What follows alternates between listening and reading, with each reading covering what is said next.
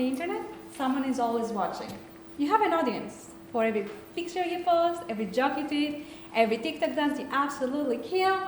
It's going to be a great thing when people are clapping along to your successes. But what happens when they start booing every time you stumble or fall? This also means that when people are attacked online, bystanders are always around and always have the option to say something, but they rarely do. And my thesis examines why that is the case. Enter the bystander intervention model that is shown on the slide and tells us that intervention hinges on 5 sequential steps: noticing that something is going on, interpreting it as a problem, taking personal responsibility, knowing how to act, and finally, acting. For my thesis, I put the bystander intervention model to the test. I recruited a sample of 1,073 young adults, the chunk of the population that spends the most amount of time online, and then I had them interact with a pilot-tested Twitter timeline that included both benign and cyberbullying content. Participants were then asked to complete a series of measures that I created to assess the intentions on each step of the model.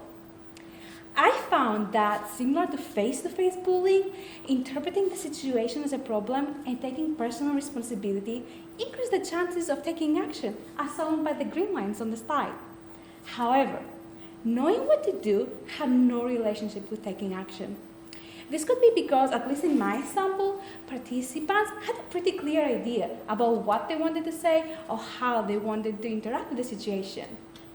Now, as to what didn't help, noticing things. A great big chunk of my participants didn't even register the cyberbullying content. Even worse, noticing that something happened actually decreased the chances of taking action, as indicated by the red line on the slide. Now, this may seem counterintuitive, but it actually tracks pretty well with what we know about diffusion of responsibility, or the idea that the more obvious you think something is, and the more you think, oh, someone else may have noticed it, you're off the hook. I don't have to do something, someone else will do it for me.